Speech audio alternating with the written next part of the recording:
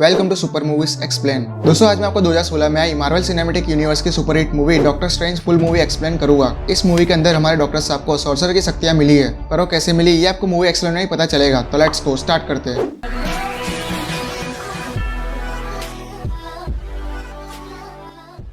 तो movie start होती है मार्वल के आइकॉनिक टाइटल से। उसके बाद कामर ताज को दिखाया जाता है जहाँ पर कुछ बुरे लोग आ जाते हैं। कामर ताज के सीक्रेट कंपाउंड में एक एंशिएंट मिस्टिकल बुक थी। उस बुक का नाम कैग्लियोस्ट्रो था। वो लोग वहाँ लाइब्रेरी वाले बंदे को मारकर उस बुक के कुछ पेज को फाड़कर चुरा लेते हैं। तभी वहाँ एंशिएंट वन आ जाती है। एंशिएंट वन सॉर्सरर सुप्रीम होती है। सॉर्सरर यानी मायावी जादूगर। एंशिएंट वन उनके लीडर को पहचानती थी। उनके लीडर का नाम काइसिलियस था और वो भी एक सॉर्सरर था। एंशिएंट वन को देखकर वो लोग भागने लगते हैं। एंशिएंट वन भी उनके पीछे जाती है। अब वहाँ स्टार्ट हो जाती है जंग एंशिएंट वन और काइसिलियस की। ये पूरा बैटल सीन बहुत ही अमेजिंग होता है। एंशिएंट वन अपनी शक्तियों से काइसिलियस पर भारी पड़ने लगती है। वो उन सबको आईने की दुनिया में ले जाती है यानी मिरर वर्ल्ड, और उन सबको अच्छी टक्कर देती है। इसलिए काइसिलियस बैटल के बीच में एक पोर्टल खोल के अपने बचे हुए लोगों को लेकर उसमें चला जाता है। एंशिएंट वन एक पोर्टल खोलकर रियल वर्ल्ड में आ जाती है। उसके बाद हमारे डॉक्टर स्टीफन स्ट्रेंज की एंट्री होती है। वो एक हॉस्पिटल में न्यूरो सर्जन होते हैं। वो अपने काम में बहुत ही माहिर होते हैं, इसलिए गाना सुनते हुए बिंदास पेशेंट का ऑपरेशन करते हैं। उसके बाद वहाँ डॉक्टर क्रिस्टिन पामर आती है और वो डॉक्टर स्ट्रेंज को एक पेशेंट के बारे में बताती है जिसको सर में गोली लगी थी। वो मरने की हालत में पहुंच गया था। इसलिए क्रिस्टिन डॉक्टर स्ट्रेंज को उस पेशेंट का ऑपरेशन करने को कहती है। डॉक्टर स्ट्रेंज तुरंत उसका ऑपरेशन करने लगते हैं। उस पेशेंट की हालत बहुत ही क्रिटिकल थी। अगर जरा से भी गलती हो जाती तो वो तुरंत मर जाता। पर हमारे डॉक्टर साहब बहुत ही परफेक्ट होते हैं। वो उस पेशेंट के सर में से गोली निकालकर उसे बचा लेते हैं। उसके बाद क्रिस्टिन और डॉक्टर स्ट्रेंज अपनी डॉक्टरी के बारे में बात करते हैं। डॉक्टर स्ट्रेंज को उसी रात को न्यूरोलॉजिकल सोसाइटी के डिनर पर लेक्चर देना होता है, इसलिए वो क्रिस्टिन को अपने साथ आने को कहते हैं। पर क्रिस्टिन वहाँ आने से मना कर देती है। फिर डॉक्टर स्ट्रेंज घर आकर सूटबूट पहनकर अपनी वॉचेस के ड्रॉअर में से घड़ी पहनकर तैयार हो जाते हैं और अपनी सुपर कार में बैठकर लेक्चर देने के लिए जाने लगते हैं। वो अपनी सुपर कार को बहुत तेज भगाते हुए जाते हैं और साथ में कॉल पर बात करते हुए जाते हैं। कॉल पर भी अलग अलग क्रिटिकल पेशेंट के बारे में जानकारी लेते हैं ताकि वो उनका ऑपरेशन कर सके। डॉक्टर स्ट्रेंज गाड़ी तेज भगाते हुए पेशेंट की रिपोर्ट चेक करते हैं। तभी उनका एक्सीडेंट हो जाता है। वो एक पहाड़ से नीचे गिर जाते हैं। वो अपनी गाड़ी में खून से लथपथ बेहोश हो जाते हैं। अगले सीन में क्रिस्टिन और दूसरे डॉक्टर स्ट्रेंज का ऑपरेशन करने के लिए ले जाते हैं। डॉक्टर स्ट्रेंज की हालत बहुत ही क्रिटिकल गंभीर हो चुकी थी। उनका ऑपरेशन 11 घंटों तक चला था और जब डॉक्टर स्ट्रेंज को होश आता है तब उनके हाथ में 11 स्टेनलेस पिन लगाई हुई थी। क्रिस्टिन भी उनके पास बैठी थी। डॉक्टर स्ट्रेंज को अपने हाथ में स्टेनलेस पिन को देखकर बहुत दुख होता है। फिर डॉक्टर स्ट्रेंज क्रिस्टिन को कहते हैं कि उन्होंने मेरे साथ ये क्या कर दिया, क्योंकि अगर मैं होता तो ये ऑपरेशन बहुत ही बेहतर कर सकता था। उसके बाद डॉक्टर स्ट्रेंज अपने हाथों के लिए वो दुखी होते हैं क्योंकि उनके हाथ काम नहीं कर रहे थे और इसका जिम्मेदार वो वहाँ के डॉक्टर्स को मानते हैं। अब डॉक्टर्स की मीटिंग में डॉक्टर स्ट्रेंज फिर से उनको एक ऑपरेशन करने को कहते हैं। डॉक्टर स्ट्रेंज उन्हें बताते हैं कि मेरे दोनों हाथों में ऊपर से लेकर नीचे तक रॉड डाल दो। वहाँ के डॉक्टर्स उनकी बात मान लेते हैं और फिर से डॉक्टर स्ट्रेंज का ऑपरेशन करते हैं। उसके बाद डॉक्टर स्ट्रेंज अपने हाथों को थोड़ा सा हिला पाते हैं, पर डॉक्टर स्ट्रेंज को बहुत बेकार लगता है। फिर डॉक्टर स्ट्रेंज वहाँ एक डॉक्टर को पूछते हैं कि क्या तुमने कभी ऐसे इंसान को देखा है जिसकी नसें पूरी डैमेज हो चुकी है और ये सब करके ठीक हो गया हो। वो डॉक्टर उन्हें बोलता है कि हाँ देखा है। एक आदमी था जिसका फैक्ट्री में एक्सीडेंट हुआ था, उसकी पीठ भी टूट गई थी और दोनों पैरों में लकवा मार गया था, तब भी वो कुछ ही सालों में कंप्लीट हो गया। ये सब सुनने के बाद डॉक्टर स्ट्रेंज उस इंसान की फाइल रिपोर्ट मंगवाते हैं। उसके बाद डॉक्टर स्ट्रेंज अपने घर पर लैपटॉप वीडियो कॉल में दूसरे डॉक्टर से मदद मांगते हैं उनके हाथ ठीक करने के लिए, पर कोई भी उनकी मदद के लिए तैयार नहीं होता क्योंकि डॉक्टर स्ट्रेंज के हाथ पहले से नहीं हो सकते। इसलिए फिर वहाँ क्रिस्टिन आती है। वो डॉक्टर स्ट्रेंज को परेशान देखकर कहती है कि अब उनका इलाज नहीं हो सकता है क्योंकि कुछ चोट ऐसी होती है जो कभी भी ठीक नहीं हो सकती। ये बात सुनकर डॉक्टर स्ट्रेंज को क्रिस्टिन पर बहुत गुस्सा आ जाता है। वो क्रिस्टिन के साथ बहस करने लगते हैं। इस बात से क्रिस्टिन नाराज होकर चली जाती है।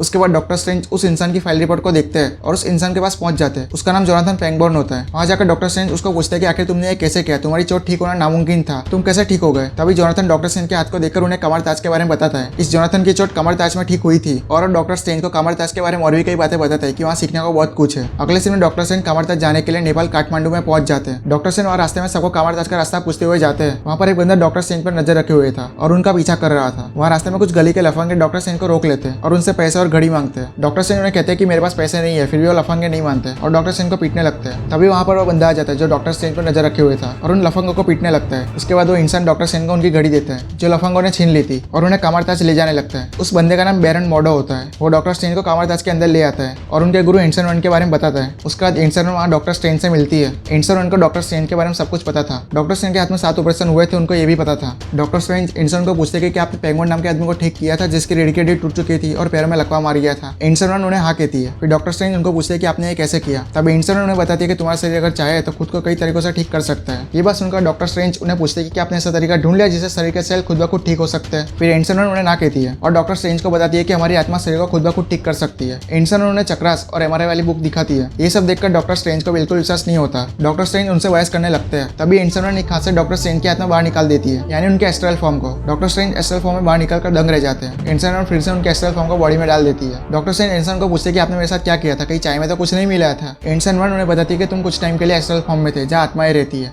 उसके बाद इंसिडेंट डॉक्टर स्ट्रेंज को पूरी यूनिवर्स की सैर कराने लगती है, वो भी अलग अलग डायमेंशन वाले यूनिवर्स में। दोस्तों ये सीन बहुत ही अमेजिंग होता है। डॉक्टर स्ट्रेंज अलग अलग डायमेंशन में जाते रहते हैं। इंसिडेंट उन्हें अंधेरे की दुनिया में अक्सर पहले की शक्ति यानी डोरमामू के बारे में भी बताती है और मल्टीवर्स के बारे में भी बताती है। उसके बाद इंसिडेंट डॉक्टर स्ट्रेंज को फिर से बुला लेती है। इतना सब देखने के बाद डॉक्टर स्ट्रेंज को इंसिडेंट और कामर ताज पर पूरा विश्वास हो जाता है। फिर डॉक्टर स्ट्रेंज इंसिडेंट को उन्हें सिखाने को कहते हैं। इंसिडेंट उन्हें मना कर देती है और उन्हें बाहर निकाल देती है। डॉक्टर स्ट्रेंज दरवाजे को पीटने लगते हैं और उनसे रिक्वेस्ट करने लगते हैं। उसके बाद मोडो इंसिडेंट को डॉक्टर स्ट्रेंज के बारे में बताता है कि वो 5 घंटे से दरवाजे को पीट रहे हैं। वहाँ पर आई ऑफ आगामोटो भी होती है जिसमें टाइम स्टोन था। मोडो इंसिडेंट को कहता है कि काइसेलेस के पास अभी भी उस किताब के पन्ने, अगर वो उन पन्नों को समझ गया तो हम सबको बर्बाद कर देगा। मोडो इंसिडेंट को यह भी बताता है कि आने वाला वक्त बहुत ही कठिन हो सकता है, इसलिए कामर ताज को स्ट्रेंज जैसे शख्स की जरूरत पड़ेगी। इंसिडेंट को मोडो की बात पर यकीन होता है, इसलिए वो डॉक्टर स्ट्रेंज को फिर से अंदर बुला लेती है। मोडो स्ट्रेंज को कमरा दिखाता है और वाईफाई का पासवर्ड देता है। उसके बाद इंसिडेंट डॉक्टर स्ट्रेंज को रहस्यमय कलाओं के बारे में बताती है, यानी मिस्टिक आर्ट के बारे में बताती है। फिर डॉक्टर स्ट्रेंज इंसिडेंट को अपने हाथों को दिखाकर कहते हैं कि मैं सब कैसे कर सकूंगा। फिर इंसिडेंट उन्हें पूछते हैं कि तुम कटी हुई नसों को और इंसान की रीढ़ की हड्डियों को किस तरह जोड़ते हो। डॉक्टर स्ट्रेंज उन्हें बताते हैं कि सालों की पढ़ाई और प्रैक्टिस से। अगले सीन में डॉक्टर स्ट्रेंज किताब लेकर वॉन्ग के पास जाते हैं,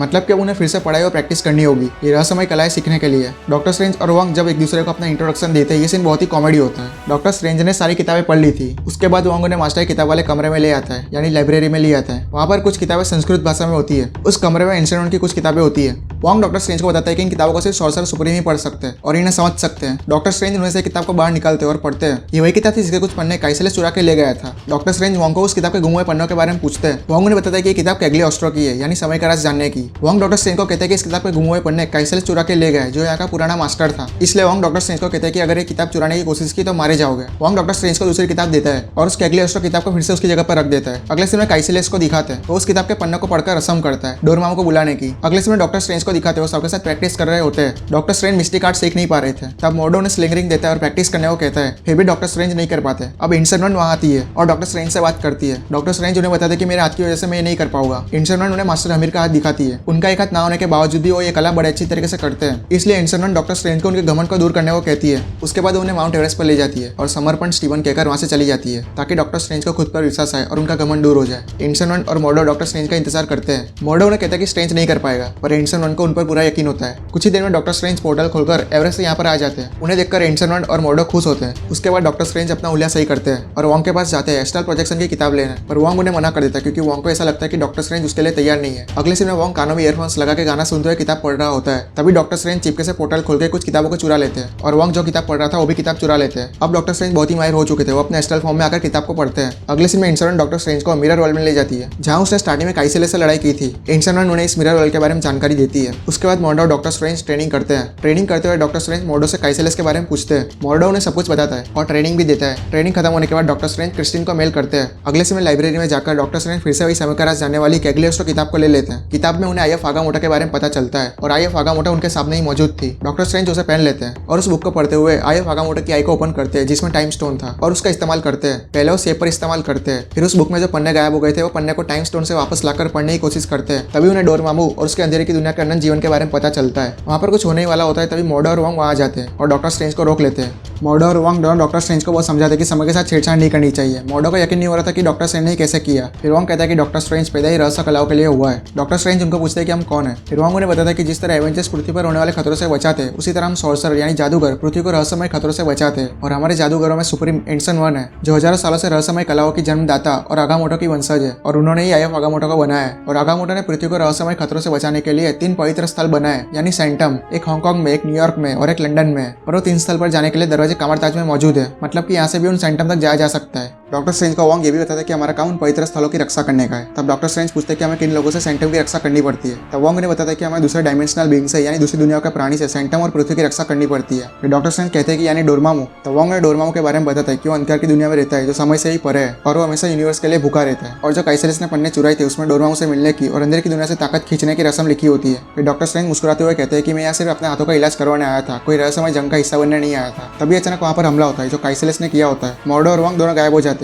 डॉक्टर स्ट्रेंज दोनों को खोजते हैं पर उन्हें वो कहीं नहीं मिलते। वो सीधा न्यूयॉर्क वाले सेंटम में आ जाते हैं, कामर ताज के दरवाजे से। वो सेंटम के अंदर सब कुछ देखने लगते हैं। वहाँ पर बहुत सारी एंशिएंट चीजें मौजूद थी और डॉक्टर स्ट्रेंज की आइकॉनिक कैप यानी क्लॉक ऑफ लेविटेशन भी वहाँ पर मौजूद थी। तभी वहाँ पर काइसेलेस आ जाता है। इस सेंटम को प्रोटेक्ट करने के लिए वहाँ पर एक गार्ड भी होता है जो डेनियल ड्रम था। काइसेलेस की उससे लड़ाई होती है पर वो भी मर जाता है। डॉक्टर स्ट्रेंज ऐसा देखकर नीचे आते हैं और उनकी काइसेलेस और उसके लोगों से लड़ाई होने लगती है। दोस्तों ये बैटल सीन बहुत ही सुपर होता है। काइसेलेस बहुत ही पावरफुल होता है, वो डॉक्टर स्ट्रेंज को बहुत मारता है। डॉक्टर स्ट्रेंज भी उसे अच्छी टक्कर देते हैं। जब डॉक्टर स्ट्रेंज उस क्लॉक ऑफ लेविटेशन के पास गिरते हैं तब वो जादुई कैप उनको प्रोटेक्ट करती है काइसेलेस के कुछ वार से और डॉक्टर स्ट्रेंज से जुड़ जाती है। दोस्तों ये सीन देखने में बहुत मजा आएगा क्योंकि वो कैप उनको अपने हिसाब से कंट्रोल करती है और उनको गाइड करती है। काइसेलेस से लड़ते वक्त डॉक्टर स्ट्रेंज काइसेलेस को जादुई कवच से बांध देते हैं। उसके बाद काइसेलेस डॉक्टर स्ट्रेंज को डोरेमोन के अंधेरे की दुनिया के बारे में बताने लगता है कि वहाँ पर अनंत जीवन है। वो डॉक्टर स्ट्रेंज को अपने साथ मिलने को कहता है। काइसेलेस डॉक्टर स्ट्रेंज को एंसन वन के बारे में भी बताता है कि उन्हें अनंत जीवन इतनी शक्ति अंधेरे की दुनिया से ही मिली है। डॉक्टर स्ट्रेंज ये बात मानते नहीं है। तभी उनको पता चलता है कि उनकी स्लिंग रिंग उनके हाथ में नहीं है और ये बात काइसेलेस को भी पता होती है। तभी काइसेलेस का साथी डॉक्टर स्ट्रेंज पर हमला कर देता है। हमला होने के बाद वो बहुत घायल हो जाते हैं। अब काइसेलेस का बंदा डॉक्टर स्ट्रेंज को जान से मारने ही वाला होता है। तभी उनकी कैप उस बंदे को पीटने लगती है। तभी डॉक्टर स्ट्रेंज को उनकी स्लिंग रिंग मिल जाती है। बड़ी मुश्किल से वो एक पोर्टल खोल के उनके हॉस्पिटल में पहुंच जाते हैं। डॉक्टर स्ट्रेंज क्रिस्टिन को जल्दी से उनका ऑपरेशन करने को कहते हैं। डॉक्टर स्ट्रेंज बेहोश हो जाते हैं और उनका एस्ट्रल फॉर्म बाहर निकल जाता है। वो अपने एस्ट्रल फॉर्म में क्रिस्टिन के सामने आते हैं। क्रिस्टिन उन्हें देखकर डर जाती है। डॉक्टर स्ट्रेंज उसे समझाते हैं और गाइड करते हैं। डॉक्टर स्ट्रेंज ने जो पोर्टल खोला था वो भी खुला था, इसलिए काइसेलेस का वो बंदा उसके एस्ट्रल फॉर्म में आकर उस हॉस्पिटल में आ जाता है। डॉक्टर स्ट्रेंज उसे देख लेते हैं। अब उन दोनों की एस्ट्रल फॉर्म वाली लड़ाई स्टार्ट हो जाती है। दोनों की खूब लड़ाई होती है। वो डॉक्टर स्ट्रेंज पर भारी पड़ने लगता है और स्ट्रेंज मरने की हालत में पहुंच जाते हैं। तभी क्रिस्टिन उनकी बॉडी को शॉक देती है। डॉक्टर स्ट्रेंज की बॉडी को शॉक देने से उनकी एस्ट्रल फॉर्म ताकतवर होती है। डॉक्टर स्ट्रेंज क्रिस्टिन को और जोर से शॉक देने को कहते हैं। क्रिस्टिन जोर से शॉक देती है। अब ज्यादा पावर आने से डॉक्टर स्ट्रेंज का एस्ट्रल फॉर्म उस काइसेलेस के बंदे को मार देता है। अब डॉक्टर स्ट्रेंज को भी होश आ जाता है। उसके बाद क्रिस्टिन टाके लगाते हुए डॉक्टर स्ट्रेंज को पूछती है कि वो कहाँ चले गए थे। स्ट्रेंज उसे सब कुछ बताते हैं और वहाँ से चले जाते हैं। वो वापस अपने सेंटम में आ जाते हैं। वहाँ पर वो बंदा मरा पड़ा था जिसको डॉक्टर स्ट्रेंज ने मारा था, पर काइसेलेस भाग चुका था। वहाँ पर मोडो और एंसन वन भी आते हैं और डॉक्टर स्ट्रेंज से बात करते हैं। डॉक्टर स्ट्रेंज उन्हें कहते हैं कि काइसेलेस भाग गया है और वो हर चीजों का आकार बदल सकता है। फिर एंसन वन उनको पूछती है कि क्या काइसेलेस मिरर वर्ल्ड के बाहर यानी असली दुनिया में ऐसा कर सकता है। डॉक्टर स्ट्रेंज उनको हाँ कहते हैं। फिर एंसन वन डॉक्टर स्ट्रेंज को कहती है कि तुमने इस न्यूयॉर्क के सेंटम को बचाया है, इसलिए अब तुम इस सेंटम के मास्टर हो। पर डॉक्टर स्ट्रेंज को ऐसा काम नहीं करना था। डॉक्टर स्ट्रेंज एंसन को कहते हैं कि वो किसी की जान लेकर सेंटम को प्रोटेक्ट करना नहीं चाहते हैं। उसके बाद एंसन वन और डॉक्टर स्ट्रेंज की बहस होने लगती है। डॉक्टर स्ट्रेंज एंसन वन को उनकी सच्चाई बताते हैं कि वो डोरेमोन के अंधेरे की दुनिया से शक्तियां लेकर इतने सालों से जिंदा है। मोडो को डॉक्टर स्ट्रेंज की बात पर यकीन नहीं होता। फिर डॉक्टर स्ट्रेंज एंसन को बताते हैं कि उन्होंने वो रस्म देखी है और आजमाई है, कैगली ऑस्ट्रो किताब में लिखी हुई रस्म। ये सब सुनकर एंसन वहाँ से चली जाती है। उनके जाने के बाद मोडो और स्ट्रेंज की बहस होने लगती है। तभी काइसेलेस फिर से वहाँ पर आ जाता है। काइसेलेस को देखकर मोडो उसके साथ लड़ने जाता है। तभी डॉक्टर स्ट्रेंज सबको मिरर वर्ल्ड में ले आते हैं ताकि असली दुनिया में कोई नुकसान ना हो। मोडो डॉक्टर स्ट्रेंज को कहता है कि उन्होंने बहुत बड़ी गलती कर दी है काइसेलेस को मिरर वर्ल्ड में लाकर, क्योंकि यहाँ पर उसकी शक्ति और भी कई गुना बढ़ जाएगी। अब काइसेलेस यहाँ पर बहुत पावरफुल हो जाता है। काइसेलेस अपने जादू से शहर का नक्शा बदलने लगता है उन दोनों को मारने के लिए। डॉक्टर स्ट्रेंज और मोडो अपनी जान बचाते हुए भागते हैं, पर बिल्डिंग्स, रोड सब कुछ काइसेलेस अपने जादू से कंट्रोल करने लगता है। वहाँ पर एक बस में स्टैनली का कैमियो भी देखने मिलता है। पूरे शहर की बिल्डिंग है और रोड्स मर्ज होने लगते हैं। दोस्तों ये वाला सीन बहुत ही धांसू होता है। डॉक्टर स्ट्रेंज और मोडो बुरी तरह से फंस चुके थे। आखिर में काइसेलेस डॉक्टर स्ट्रेंज को पकड़ ही लेता है और वो डॉक्टर स्ट्रेंज को मारने ही वाला होता है। तभी वहाँ पर अपनी एंसन वन आ जाती है। वो डॉक्टर स्ट्रेंज को बचा लेती है। एंसन वन को देखकर अब मोडो को भी पता चल जाता है कि एंसन वन डोरेमोन के अंदर की दुनिया से शक्तियां लेती है। काइसेलेस भी एंसन वन का स्टूडेंट था जो उनके खिलाफ हो गया था। उसके बाद एंसन वन और काइसेलेस की लड़ाई स्टार्ट हो जाती है। एंसन वन उन सबको अच्छी टक्कर देती है, पर काइसेलेस चालाकी से उन्हें मार देता है और एक पोर्टल खोलकर रियल वर्ल्ड में धकेल देता है। डॉक्टर स्ट्रेंज और मोडो उसी पोर्टल में चले जाते हैं। एंसन वन बहुत ऊंचाई से नीचे गिर जाती है। फिर डॉक्टर स्ट्रेंज तुरंत उन्हें हॉस्पिटल में लेकर आते हैं।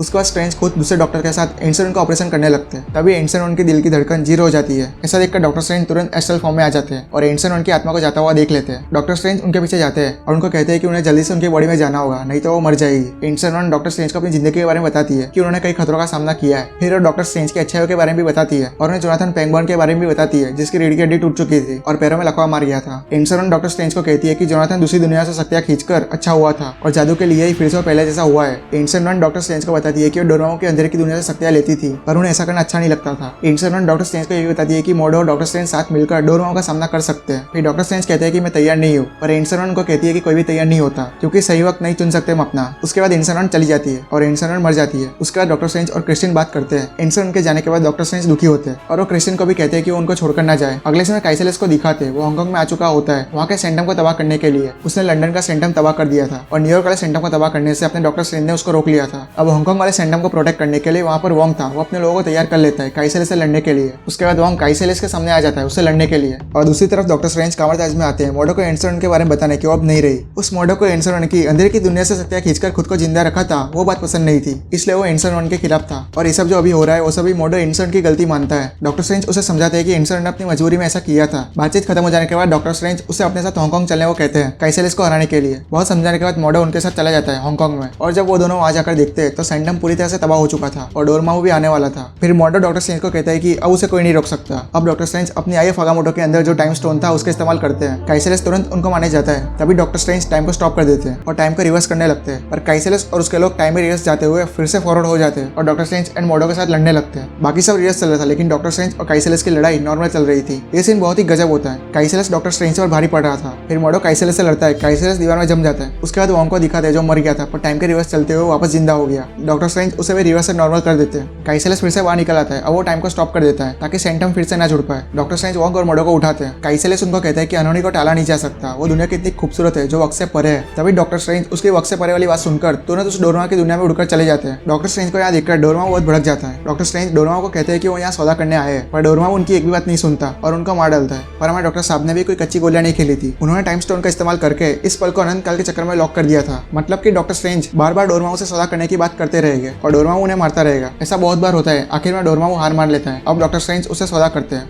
डॉक्टर स्ट्रेंज डोरेमोन को कहते हैं कि वो दोबारा कभी भी उनकी दुनिया में नहीं आएगा और उसके जितने भी लोग दुनिया में मौजूद है उन सबको वापस जाना होगा। डोरेमोन सौदा कर लेता है, यानी मान जाता है। उसके बाद फिर से वही सीन आता है जहाँ मोडो डॉक्टर स्ट्रेंज को उठा रहे थे। काइसेलेस उनके सामने ही खड़ा था। काइसेलेस फिर से वही बात बोलता है जो उसने पहले कही थी। उसके बाद डॉक्टर स्ट्रेंज काइसेलेस को कहते हैं कि वो सौदा करके आए हैं। तभी काइसेलेस और उसके लोग डोरेमोन की दुनिया खींचे चले जाते हैं तबाह होते हुए। उसके बाद वॉन्ग को दिखाते हैं जो पूरी पिक्चर में नहीं हंसा पर डॉक्टर स्ट्रेंज के आखिरी डायलॉग पर खूब हंसा। अब डॉक्टर स्ट्रेंज टाइम स्टोन से सब कुछ ठीक कर देते हैं पर मोडो उनके खिलाफ हो जाता है। मोडो को डॉक्टर स्ट्रेंज का टाइम स्टोन का इस्तेमाल करना कुदरत के खिलाफ लगता है। डॉक्टर स्ट्रेंज उसको कहते हैं कि सब कुछ ठीक हो गया है पर मोडो बात को नहीं मानता। अब मोडो डॉक्टर स्ट्रेंज को बोलता है कि हर चीज का हिसाब चुकाना पड़ता है और वहां से चला जाता है। उसके बाद डॉक्टर स्ट्रेंज और वॉन्ग दोनों कामर ताज में आ जाते हैं। डॉक्टर स्ट्रेंज आइफ आगामोटो को फिर से उसकी जगह पर रख देते हैं। फिर वॉन्ग डॉक्टर स्ट्रेंज को कहते हैं कि वो आगामोटो को तब पहन सकते हैं जब वो इसी शक्तियों पर काबू पा लेंगे। फिर वॉन्ग उन्हें इंसिडेंट के जाने के बाद दुनिया पर आने वाले खतरों के बारे में बताते हैं। उसके लिए अब इन्हें तैयार रहना होगा। फिर दोनों न्यूयॉर्क सेंटर में चले जाते हैं। डॉक्टर स्ट्रेंज अपनी टूटी घड़ी पहनते हैं और अपने हाथ को देखते हैं जो अभी भी कांप रहे होते हैं और वहीं पर मूवी एंड हो जाती है। दोस्तों इस मूवी में एक मिड क्रेडिट सीन भी है और एक पोस्ट क्रेडिट सीन भी है। पहला mid credit scene Thor Ragnarok movie के बारे में जिसमें थॉर डॉक्टर स्ट्रेंज के पास जाता है उसके पिता ओडिन को खोजने के लिए। और मूवी के पोस्ट क्रेडिट सीन में मोडो को दिखाते वो जोनाथन के घर जाता है। जिस मैजिक की वजह से जोनाथन अपने पैरों पर चल रहा था वो मैजिक मोडो निकाल लेता है। उसके बाद जोनाथन फिर से पहले जैसा हो जाता है। अब मोडो को पृथ्वी पर सॉर्सर से नफरत हो चुकी होती है इसलिए उन सबको मार रहा था। तो दोस्तों यहाँ पर मूवी पूरी एंड हो जाती है। डॉक्टर स्ट्रेंज बहुत ही अच्छी मूवी है। इसे देखने में आपको बहुत मजा आएगा। ये मूवी आप अपनी फैमिली के साथ देख सकते हो, वही बहुत इंजॉय करेगा। और दोस्तों वीडियो अच्छा लगा तो वीडियो को लाइक कर देना और ऐसे ही अमेजिंग एक्सप्लेन वीडियोस देखने के लिए इस चैनल को जल्दी से सब्सक्राइब कर देना। And thank you guys.